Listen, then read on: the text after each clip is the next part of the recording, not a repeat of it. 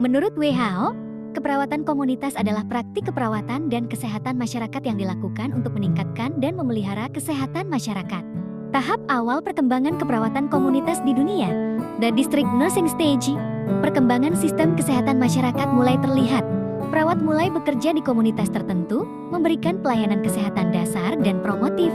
Florence Nightingale adalah sosok yang sangat berpengaruh pada tahap ini, the early home care nursing stage. Pada tahap ini, perawat lebih fokus pada perawatan di rumah untuk individu sakit. Mereka seringkali merupakan sukarelawan atau anggota keluarga yang memiliki pengetahuan dasar perawatan. Sejarah keperawatan komunitas di Indonesia periode sebelum 1963. Keperawatan komunitas di Indonesia masih sangat terbatas dan lebih fokus pada perawatan di rumah sakit. Periode 1963 sampai 1983, terjadi peningkatan perhatian pada kesehatan masyarakat, ditandai dengan berdirinya puskesmas dan pelatihan perawat komunitas. Periode 1983 sampai 2014, keperawatan komunitas semakin berkembang dengan adanya program-program kesehatan masyarakat yang lebih terstruktur.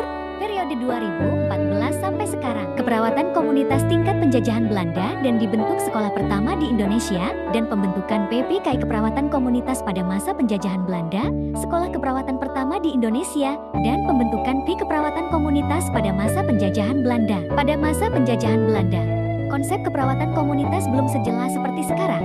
Pelayanan kesehatan, termasuk keperawatan, lebih berfokus pada upaya kuratif di rumah sakit. Namun, beberapa praktik keperawatan sederhana sudah mulai dilakukan di masyarakat, terutama oleh para bidan tradisional dan tokoh masyarakat lainnya. Tujuan didirikannya sekolah keperawatan, meningkatkan kualitas pelayanan kesehatan. Dengan adanya tenaga perawat yang terlatih, diharapkan kualitas pelayanan kesehatan di rumah sakit dapat meningkat.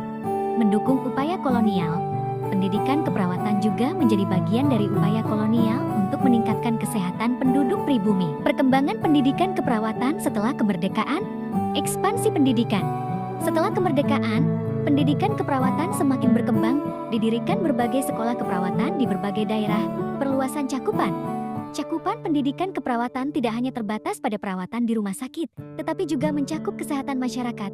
Profesionalisasi, profesi keperawatan semakin diakui dan diatur dalam berbagai peraturan perundang-undangan. Sejarah singkat keperawatan komunitas lokal di Sulawesi Utara dari masa penjajahan Belanda hingga Permesta, serta munculnya SPK Gunung Maria Tomohon dan Besas DIPPKI Sulut. Selama masa penjajahan Belanda, pelayanan kesehatan termasuk keperawatan di Sulawesi Utara masih sangat terbatas dan terpusat di kota-kota besar. Setelah kemerdekaan, upaya membangun sistem kesehatan yang lebih merata mulai dilakukan. Pada masa pemberontakan Permesta, pelayanan kesehatan terganggu, namun semangat gotong royong masyarakat dalam membantu sesama tetap tumbuh. Seiring berjalannya waktu, kebutuhan aman tenaga keperawatan semakin meningkat. Hal ini mendorong berdirinya sekolah-sekolah perawat seperti SPK Gunung Maria Tomohon dan Besas DIPPKI Sulut yang menjadi tinggal penting dalam pengembangan sumber daya manusia di bidang keperawatan di Sulawesi Utara. Sekolah-sekolah ini berperan dalam mencetak perawat-perawat yang siap melayani masyarakat di tingkat komunitas, terutama di daerah-daerah terpencil. Ingin tahu lebih dalam mengenai aspek-aspek tertentu, misalnya, peran perawat dalam peristiwa-peristiwa sejarah di Sulawesi Utara, tantangan yang dihadapi perawat komunitas di masa lalu dan sekarang, perkembangan kurikulum dan metode pembelajaran di SPK Gunung Maria Tomohon dan Besas DIPPKI Sulut, kontribusi alumni kedua sekolah tersebut dalam pembangunan kesehatan di Sulawesi Utara. Nah, itulah demikian sejarah singkat keperawatan komunitas. See you guys!